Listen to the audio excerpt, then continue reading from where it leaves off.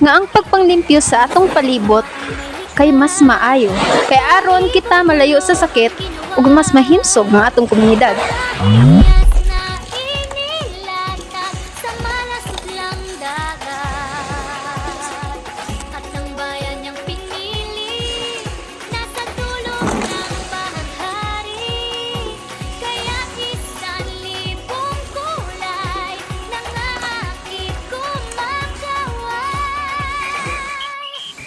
Ang ginagmay nga panglimpyo sa atong karagatan o sa atong palibot, dako na kay impact sa atong mga marine lives o sa atong mga kaunon nga kuan karang dili ta madaot tungod kay sa ilang mga gipangbalibag diha o unsa pa na diha.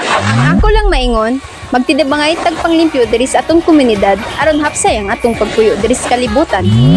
This is Coastal Cleaning Drive. Whether you're young or old, every pair of hands make a difference. Together, we can turn the tide of ocean pollution. With your help, we can transform scenes like this into this.